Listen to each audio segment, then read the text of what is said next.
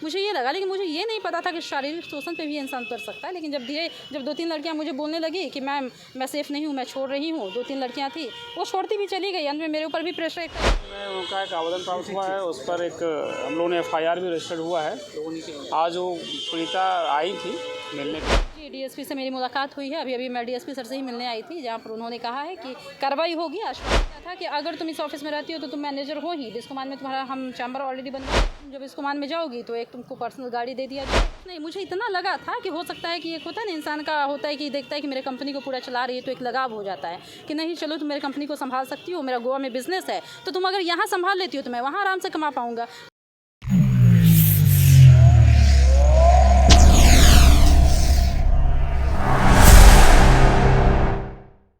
क्या नाम हुआ आपका? मेरा नाम शिवम प्रेरणा हुआ, शिवम प्रेरणा। क्या मसला था क्या? मसला शेरखानी का है और उसका विरोध करने पर मारपीट का मामला है, और उसी मामले को मैंने दर्ज कराया है। फ़िलहाल ये मामला जो है बुद्धा कॉलोनी थाने में करवाया है मैंने। रजिस्टर्ड हो गया है मामला, और मामले में आगे की कार्रवाई के लिए फ़िलहाल मैं डीएसपी साहब से मिलने आई थी, जहाँ पर तमाम बातों को बताया है। अब कार्रवाई का आश्वासन दिया गया है। हालाँकि मैं कल भी कह रही थी और आज भी कहती हूँ कि कार्रवाई हो, इसके लिए मैं पूरे तरह से कहीं ना कहीं नीतीश कुमार जी से या डीजीपी जी से मैं मतलब आग्रह कर रही हूँ कि इस पर मामला को संज्ञान में लिया जाए। कारण है कि लड़कियों के साथ वर्क प्लेस पे ऐसे होना, यानी कहीं ना कहीं लड़की की सेफ्टी पर एक बड़ा सवाल होता है, और इसके लिए ही मैं आगे आई हूँ। तो मुझे लगता है कि ये मामला जो है इस पर गंभीरता से संज्ञान होना चाहिए। एक न्यूज़ 24 में कब से आप काम कर रही हैं? मैं अप्रैल से काम कर रही हूँ, 11 अप्रैल से काम कर रही हूँ। 2023? हाँ, 2023 से मैं काम कर रही हूँ। शुरुआत में एज ए एंकर ही ज्वाइन किया था, और तकरीबन दूसरे महीने में मुझे एज अ मैनेजर के पोस्ट पे बैठाया गया था, क्योंकि जाहिर सी बात है लड़की हूँ और काम को जानती थी, प्रायोरिटी दिया गया, और वहाँ पे मेरे क्वालिफ़िकेशन को देखते हुए प्रायोरिटी थोड़ा सा दिया गया था। और बाद में फिर चीज़ें बदलने लग गई, और क्योंकि हमारे एमडी का जो बात रहा, तो उनका जो है मार्केट रिव्यू भी कुछ वैसा है, लेकिन उसको मैं नहीं जानती थी पहले, वहाँ जाने के बाद मुझे पता चला, लेकिन तब तक मैं काम कर रही थी तो कोई इशू था नहीं। बाद में उनका नज़र जो है और लड़कियों पर भी ख़राब रहता था, मुझ पर भी हुआ। मैं उसका अपोज़ करती रही, क्योंकि मुझे मैनेजर बनाया गया कि मैं आसानी से उनके आसपास बैठ सकूं। मैं बैठती भी थी। मैनेजर इसलिए बनाया गया था? बिल्कुल इसीलिए बनाया गया था, वरना मैनेजर अगर नहीं इसलिए बनाया जाता तो आज मेरे साथ जो हो रहा है वो होने की कोई गुंजाइश ही नहीं थी। ये कब से होने की संभावना है? ये संभावना हमको लगता है मेरे साथ ये सब होने लगा अप्रैल मई। एक बार मई में मैंने भी अपोज किया था, उस टाइम भी ऐसा एक मामला हुआ था, तो मैंने बोला था, मैंने वार्न किया था कि सर अगर आज से ऐसा हो तो मैं कंपनी छोड़ के चली जाऊँगी। तो क्योंकि उनके पास कोई ऑप्शन नहीं था उस वक्त, तो इसलिए बोले कि नहीं चलो आज से ऐसा नहीं होगा, हम अपने आप को कंट्रोल करेंगे, ये सब चीज़ें बदल जाएगी, कुछ नहीं है। तो मैनेजमेंट को देखो, हम यहाँ नहीं रहते, मेरा गोवा में बिज़नेस है, तो हम गोवा पे ज़्यादा फोकस करेंगे, तो हमको यहाँ देखने वाला कोई चाहिए, तो प्लीज़ तुम चीज़ों को देखो, हमको ये कहा गया। तो हम देख रहे थे चीज़ों को। बहुत प्रेशर होता है मीडिया हाउसेस में, पता है कि खबर का प्रेशर, ये वो प्रेशर, बावजूद इसके लड़कियों को लाने का प्रेशर मेरे पे दिया जाता था। लड़कियाँ लाओ, एक पर एक लड़कियाँ लाओगी तो अच्छे से एंकर बनाएंगे, ये करेंगे वो करेंगे। मैं लाती भी थी लड़कियाँ, ऐसा नहीं है, कॉन्टैक्ट भी करती थी, लेकिन वही होता था, मिसबिहेव मेरे तक आती थी, सब ठीक रहता था। मुझे बोलती भी थी कि मैम सर का नेचर अच्छा नहीं, हम लोग सेफ़ है ना। मैं बोलती थी कि तुम लोग टेंशन मत लो, हम हैं यहाँ। नेचर किस मामले में बोलती थी कि अच्छा नहीं है? क्योंकि वो लड़कियों के साथ हमेशा एक ही चीज़ों को लेकर के वो रहते थे, आप समझते हैं। आपके साथ कोई और लड़की के साथ ऐसा हुआ है? हाँ हुआ है, उस वजह से वो जो चीज़ जी हुआ है, पहले भी हुआ है, और इसको लेकर कई लड़कियों ने अपोज भी किया, लेकिन खुलकर वो सामने नहीं आ पाई। जब आप अप्रैल महीना में पहले बोलने दीजिए, पहले बोलिए। आरोप जिन पर आप लगा रही हैं, कौन है उनका पूरा नाम के साथ बताइए। उनका नाम है सुनील कुमार सिन्हा है, जो कि पारस बूट में कोषाध्यक्ष है एलजेपी में, ठीक है। उनका नाम से एक न्यूज़ 24 के एमडी एमडी है वो, एक न्यूज़ 24 नाम का जो है यूट्यूब चैनल वो चलाते हैं, ठीक है, और उसके वो एमडी है, और उन्हीं के चैनल में मैं एज अ मैनेजर पोस्ट पे। कल ऐसा क्या हुआ कि आप सड़कों पे निकल गई? जी, कल मैं गई चैम्बर में, मुझे बुलाया गया, मैं बैठी हुई थी, ठीक है। तमाम मामलों पे ऐसे ही आए, तो उनका मूड थोड़ा सा ख़राब था। इस बात को लेकर ख़राब था कि मैं एक दिन पहले जो है मैं एब्सेंट की थी, जो क्योंकि एब्सेंट नहीं की थी, एक्चुअली मेरा वीक ऑफ था वो, और वीक ऑफ लेना मेरा अधिकार भी है। तो मैं जब भी छुट्टी पे जाती थी वो पागल की तरह बिहेव करने लगते थे, तुम कहाँ गई, किसके साथ गई, ऐसा सवाल पूछा जाता था। तो मैं बोली कि मेरा कोर्ट में काम था, मेरा 29 को एग्ज़ाम है बार काउंसिल का, तो मुझे ये नहीं हुआ जाके फॉर्म वगैरह सबमिट करना था, तो वही मैं डॉक्यूमेंटेशन के लिए गई थी, डॉक्यूमेंट सबमिट करना था मुझे। तो बोले कि तुम किससे पूछ कर गई, मैं यहाँ नहीं था। मैं बोली कि सर आपसे मैं पूछ के भी क्या जाती, क्योंकि मेरा लास्ट डेट था, आप नहीं भी परमिशन देते तो भी मुझे जाना था। इस बात पर वो काफ़ी ज़्यादा गुस्सा हो गए और बोलने लगे तुम्हारी औकात क्या है, पटना में तुम जो भी देखी हो मेरे वजह से, तमाम बातें कहने लग गए। फिर मेरे पिताजी पे चले गए, तुम्हारा बाप है ही क्या, 2 कौड़ी का वकील है, ये है वो है। मुझे ये सब चीज़ें अच्छी नहीं लगी, मैं अपोज करी, बोली कि सर ये गलत कर रहे हैं। अब मैं ऑडियो रिकॉर्डिंग जो है, इत्तेफाक से मैंने ऑडियो को रिकॉर्डिंग मोड पर डाल के रख दिया, क्योंकि बातें ज़्यादा होने लग गई थी। मैं बार बार बोल रही थी कि आप मेरे पिताजी पे मत जाइए, मुझ पर, मेरे घर पर मत जाइए, मुझे जो बोलना है बोल दीजिए, मैं यहाँ ऐसे भी कंपनी छोड़ दूँगी, इस तरह से मैं टॉलरेट नहीं करती हूँ। तो तुम जाने की हिम्मत कैसे की? फिर मेरा हाथ पकड़ लिया गया, मैं बोली कि नहीं मैं नहीं रहूँगी। तुम जाने की हिम्मत कैसे की? अगर तुम यहाँ से गए तो मैं तुम पे FIR करूँगा, ठीक है, और तुम पे मानहानि का केस करूँगा कि तुम मेरे कंपनी के साथ लूट खसुट करके भाग गई। मैं बोली जो करना है कीजिए। तो तुम्हारा वकालत जो हो रहा है ना, इनरोलमेंट जो है वो भी रद्द करवा दूँगा। मैं बोली ठीक है वो भी करवाइए, लेकिन मैं आपके कंपनी में नहीं रुकूँगी। तो इसके बाद वो मेरा हाथ पकड़ लिए, मैं किसी तरह छुड़ा के मैं नीचे गई। गुस्सा में वो भी पीछे आ गए अपने बॉडीगार्ड्स को लेकर, और बोले तुम्हारी, तो जैसे मैं नीचे गई ना तो 2 4 एम्प्लॉय देखे ना कि मतलब कुछ तो हुआ है, तो वो लोग भी पीछे आ गए कि क्या हुआ प्रेरणा जी, कुछ बात हुआ क्या? तो मैं जैसे बता ही रही थी, रेड वेलवेट होटल के पास में खड़ी होकर बता ही रही थी कि मुझे नहीं पता था कि इस तरह से आएंगे बॉडीगार्ड के साथ आगे उतर के, और मुझे तुम यहाँ खड़ी होने का हिम्मत कैसे की, और मेरे पे हाथ चलाए। मैं पीछे हट गई एक बार, फिर दूसरी बार चलाए तो आगे कुछ एम्प्लॉयज़ थे, गौरव, कुंदन और नंदन वगैरह थे, तो वो बचाव में आ गए। वो क्या सर क्या ये क्या तरीका, इस तरह से वो लोग धक्का मुक्की हो गया। फिर अपने बॉडीगार्ड को आगे कर दिए, फिर वहीं हाथापाई हो गई। काफ़ी ज़्यादा भीड़ लग गया, सड़कों में भीड़ लग गया, लोगों ने वीडियो बनाया, लोग बोल भी रहे थे कि ये गलत बात है, इस तरह से लड़की पे हाथ उठाना बिस्तर पे कहाँ तक सही है।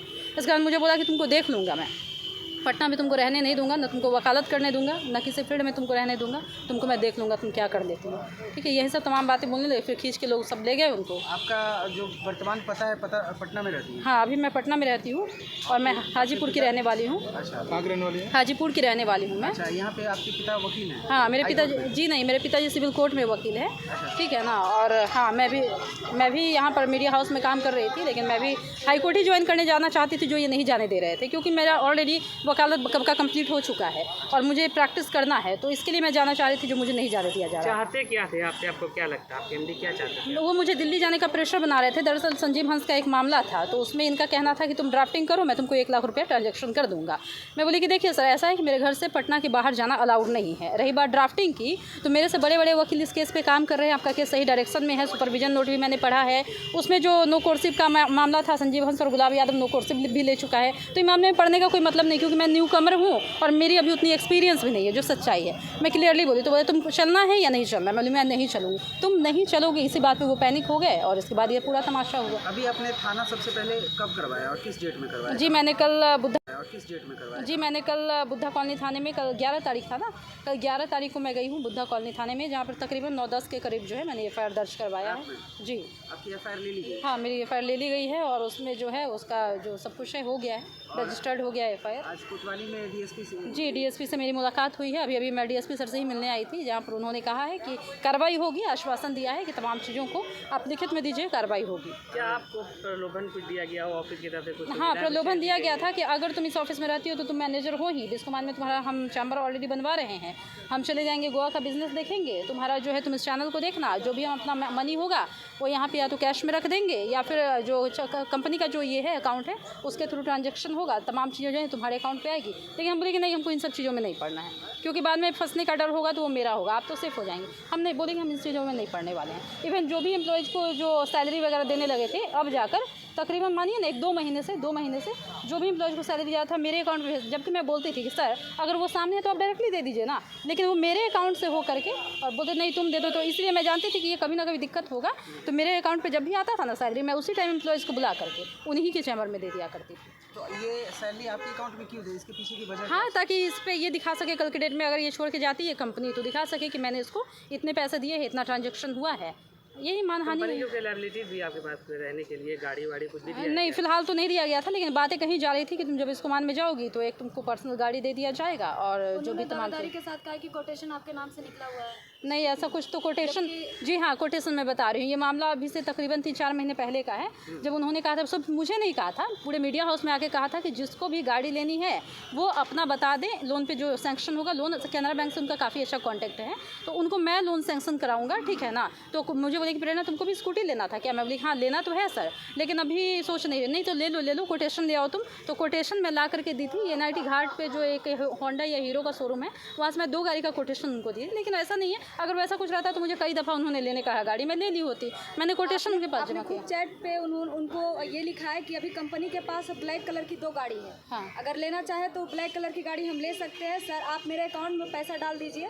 हाँ, ये बातें जो है बातें डलवाने की बातें जो है ये बातें मैंने कही थी, क्योंकि वो बार बार कह रहे थे कि चलो हम पेमेंट कर देंगे। हम बोले कि नहीं सर, गाड़ी किस कलर की चाहिए तुमको? तो मैं बोली हाँ ठीक है ना। दूसरा कि ये जो है वही 2 गाड़ी वाली बात थी। 2 कलर का ब्लैक, 2 ही गाड़ी था ब्लैक में बचा हुआ कंपनी के पास। तो कंपनी बोला कि मैम आपका क्या प्रायोरिटी? मैं बोली कि ब्लैक कलर की अगर मिल जाती गाड़ी तो अच्छा था, और मुझे लेना ही था, जो बात है। लेकिन इस वजह से मैं नहीं ले रही थी कि कल के डेट में ये इंसान कहीं मेरे पे एहसान के रूप में ना ये डाल दे कि तुमको मैंने गाड़ी दिया तो तुम कभी भी कहीं भी बुलाए तो मुझे गाड़ी से पहुँचना पड़ जाए। क्योंकि देखिए हर कोई सेफ्टी अपना देखता है थोड़ा बहुत, तो मुझे भी वो चीज़ लगा। तो मैं बोली कि ठीक है सर, 2 गाड़ी है उसके पास, अगर आपको लेना है, सच में गाड़ी लेना है तो आप अकाउंट पर पैसे डालो, मैं जाकर डाउन पेमेंट डालो, बस मैं बाद बाकी मेरे लोन से कटवा देना। कैनरा बैंक में आपने मेरा अकाउंट खुलवा ही दिया है, आप जो सैलरी मेरा डालोगे उससे कट जाएगा ऑटोमेटिक। ये बातें थी। तो वहीं बोले कि ठीक है। तो फिर उन्होंने पैसा डाला भी नहीं। वो बोले कि नहीं मेरे लिए तो चुटकी का खेल है, जब चाहूँगा चल के मैं तुमको खरीदूँ। मैं बोले कि नहीं, तो मुझे गाड़ी अभी नहीं चाहिए। आपको लग रहा था कि जितना प्रलोभन आपको दिया जा रहा है, जितना मुझे आपके साथ शोषण हो सकता है, शारीरिक शोषण? जी मुझे इतना तो कुछ नहीं, मुझे इतना लगा था कि हो सकता है कि एक होता है ना इंसान का, होता है कि देखता है कि मेरे कंपनी को पूरा चला रही है तो एक लगाव हो जाता है कि नहीं चलो तुम मेरे कंपनी को संभाल सकती हो, मेरा गोवा में बिजनेस है तो तुम अगर यहाँ संभाल लेती हो तो मैं वहाँ आराम से कमा पाऊँगा। मुझे ये लगा, लेकिन मुझे ये नहीं पता था कि शारीरिक शोषण पे भी इंसान कर सकता है। लेकिन जब 2-3 लड़कियाँ मुझे बोलने लगी कि मैम मैं सेफ़ नहीं हूँ, मैं छोड़ रही हूँ, 2-3 लड़कियाँ थी, वो छोड़ती भी चली गई। अंत में मेरे ऊपर भी प्रेशर एक टाइम ऐसा आया कि मुझे अकेले बहुत दिनों तक न्यूज़ को संभालना पड़ा, एज अ मैनेजर भी, एज अ एंकर। कितने दिन पहले आपको ऐसा लगा कि ये सब अनैतिक कार्यों की तरफ आपको मोड़ा जा रहा है? तकरीबन 2 महीने पहले। तो फिर इतना दिन क्यों लगा आपको? इसलिए मैंने उनको बोला, मैं वार्न की कि सर अगर आप चाहते हैं कि मीडिया हाउस चले तो अभी से भी मैं कह रही हूँ सर कि प्लीज़ आप अपने अंदर का जो एक इमेज है वो बचा के रखिए। फील्ड में अच्छा इमेज नहीं जा रहा है, क्योंकि मैं लड़की मैनेजर हूँ, इसलिए लोग अभी आ भी रहे हैं। मैं चीज़ों को ठीक कर दूँगी, आप अपना काम पे फोकस कीजिए। क्योंकि उनका सप्ताह में आई थिंक कि हर 2-3 दिन पे दिल्ली जाना होता है, तो मेरे पे ही चैनल रहता है। जब वो दिल्ली रहते हैं तो चैनल मैं देखती हूँ, मैनेजर के पोस्ट पे हूँ, सारी जिम्मेवारी मेरे ऊपर है। इतनी तेजी से आपको तरक्की मिली, एंकर से मैनेजर हो गई, तो आपको शक नहीं हुआ कि हाँ क्यों इतना तेजी? हाँ बिल्कुल शक तो हुआ, लेकिन अब बता रही हूँ, जैसे पहले कोई भी ऐसा एम्प्लॉय होता था, जैसे थोड़ा भी बकझक हुआ या उनको थोड़ा भी अपना ईगो सेटिस्फाई नहीं हुआ, तुरंत वो निकाल दिया करते थे और आरोप मेरे पे डाला जाता था कि तुम्हारे, और मुझे बात तक कहा गया कि सबको मैं तुम्हारे वजह से निकाला। मैं बोली मेरे वजह से आप क्यों निकाले? कोई भी एक इंसान एक कंपनी को नहीं चला सकता है, तो आप मेरे वजह से क्यों निकालेंगे? अगर आपका ईगो सेटिस्फाई नहीं होता आप तुरंत फायर करते हैं और ब्लेम मेरे ऊपर डालते हैं। इस वजह से आप एक और एम्प्लॉय जो था उससे भी मेरा ख़राब रिलेशन करवा दिए, मेरे ऊपर आप आरोप लगा करके बार बार। तो यही थी तमाशा उनका, बार बार कि हाँ तुम्हारी वजह से मैं कर रहा हूँ, जबकि वो उनका एक पर्सनल डिसीजन होता था। आज भी आप उस कंपनी में किसी से बात कीजिएगा तो मेरा उसमें पर्सनल इन्वॉल्वमेंट नहीं नजर आएगा, क्योंकि मैं सबके लिए वहाँ पे कोऑपरेट ही करी हूँ, जितने भी लोग। आपको घंटों घंटों चैम्बर में बुलाकर बातें चीतें चलता था, अकेला बुलाकर चैम्बर? बिल्कुल मैं मैनेजर हूँ, बिल्कुल मैं मैनेजर हूँ और वो कंपनी का MD है। उस कंपनी में काम किए हैं, पूरे ऑफिस में कैमरा था, चैम्बर में कैमरा नहीं था, आप वहाँ मैनेजर पोस्ट पे थे। आप इस बात पे क्यों नहीं बात उठा रहे? जब देखिए एक बात सुनिए, चैनल में काम किए हैं, आप इस चैनल में क्यों छोड़े? रहने दीजिए ना, उनको जो सवाल करना, वो भी उस कंपनी में काम कर चुके हैं, वो खुद शोषित है, वो खुद शोषित है।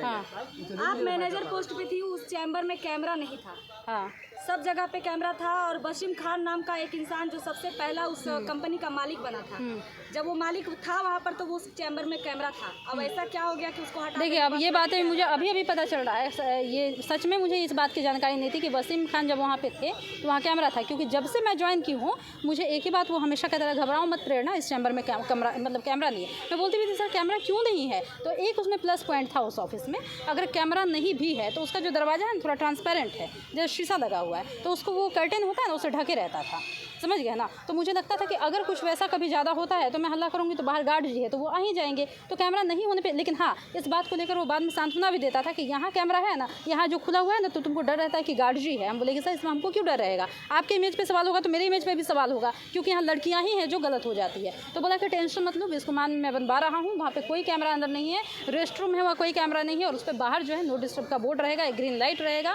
उसमें। अगर तुम कभी भी हम जब तक ये करेंगे नो डिस्टर्ब का बोर्ड लगाएंगे तब तक कोई ये करेंगे, नो डिस्टर्ब का बोर्ड लगाएंगे, तब तक कोई एंट्री नहीं ले सकता है, वहाँ तुम सेफ हो। ये तमाम बातें जो ये है भी आरोप लग रहा है, जो वर्तमान में आपके साथ जो रिपोर्टर जो आपके साथ एम्प्लॉय काम कर रहे हैं, वही आरोप लगा रहे हैं कि उनके अकाउंट में 10-10 हज़ार के तकरीबन कितना बार पैसा ट्रांसफर हुआ। ठीक है, जब महिंद्रा कोटक बैंक का आपको जब पर्सनल कंपनी दी थी अकाउंट, उस पर आपने पैसा ट्रांजेक्शन क्यों नहीं करना है? आप पर्सनल क्यों नहीं करना है? छोड़िए, अब बाइट हो गया जितना होना और चाहिए। आपने कल भी आरोप लगाया है, इस वीडियो में आपने कल आरोप लगाया है। कट कीजिए, ऐसे थोड़ा। दरअसल ये जो ये है भी उस कंपनी में काम किया, तो ये biased क्यों है छोड़ी? थोड़ा। ये बायस्क है तो उस चीज़ को ही नहीं पूछ सकती है। ठीक है, क्यों नहीं पूछ सकते? तुम जज नहीं हो जी, तुम यहाँ पे जज नहीं हो। इन्होंने कल ठीक है, इन्होंने क्या बोला कि बहुत सारे एम्प्लॉय के साथ ये हुआ है। जब तुम वहाँ पे छोड़ी क्यों छोड़ी? जब इनके रास्ते में और भी एम्प्लॉय के साथ हुआ है। बात इतनी सी है, और ये इसको पहले चुप करवाइए। एरिया चुपचाप है। 15 मिनट हो गया यार, काफी है 15 मिनट। अब क्या है, जजमेंट यहाँ देना है तो फिर हो गया। सर, लोजपा रामविलास के एक नेता पर गंभीर आरोप एक युवती ने लगाया है, क्या कुछ कहेंगे? देखिए, कल एक आवेदन प्राप्त हुआ है बुद्धा कॉलोनी थाना क्षेत्र में। बुद्धा कॉलोनी में उनका एक आवेदन प्राप्त हुआ है, उस पर एक हम लोगों ने FIR भी रजिस्टर्ड हुआ है। आज वो पीड़िता आई थी मिलने के लिए हमसे। उन्होंने कही है कि कुछ उनके द्वारा आवेदन दिया गया, उसके लिए वो लिखित आवेदन दे रही हैं और कुछ साक्ष्य भी प्रस्तुत करना चाहती हैं। तो हमने कहा है उनको कि आप दे दीजिए, अनुसंधानकर्ता से भी मिल लेंगे। और हमारे ऑफिस में भी उन्होंने कहा है कि कुछ आवेदन देना चाहते हैं, तो उनको कुछ समय लिया है, आवेदन तो आने दीजिए। क्या बाकी कुछ आरोप लगाए हैं? उन्होंने कुछ व्यक्तिगत आरोप लगाया है, वहाँ का बताया कि उनके साथ काम कर रहे थे, काम करने में उनके साथ कुछ समस्याएं हुई है, तो वो डिटेल उनका इसमें FIR में लिखा हुआ है। बाकी और भी कुछ बातें हैं। नेता पर जो पशुपतिनाथ पारस गुट से आते हैं, उन पर कहीं ना कहीं जबरन लड़कियों के साथ कुछ अनैतिक कार्य करने के भी आरोप लगे हैं क्या? देखिए, वो बात बेसिकली जहाँ काम करती थी, न्यूज़ चैनल में काम करती थी, तो न्यूज़ चैनल के हेड के बारे में शायद बताया गया है कि वो न्यूज़ चैनल के हेड हैं, और उसी ग्रुप में उनके साथ कुछ आरोप लगाए। सर, जो आरोप लगाए गए हैं, पुलिस क्या कर रही है? मैं बताया हूँ, कल देर रात में उन्होंने FIR किया है, आवेदन दिया है, और आज पहले उनका स्टेटमेंट हो जाए। उन्होंने अभी खुद बताई है मुझे कि मुझे समय चाहिए, आप लोग खुद थे ही, तो उन्होंने बताया कि मुझे कुछ समय चाहिए, मैं लिख करके भी लिख कर दे रहे हैं। सर, जांच होगी क्या सरकारी बॉडीगार्ड के साथ, जिस तरह के रोड पे सड़क पे लॉ एंड ऑर्डर खराब? क्या बॉडीगार्ड? सरकारी बॉडीगार्ड उनको शायद मिला हुआ है, उनके साथ मुझे अभी जानकारी नहीं, मैं इसलिए मैंने बोला कि डिटेल मुझे जानकारी लेने दीजिए, अब उसके अनुसंधान हम वो डिटेल में कर लेंगे। Thank you.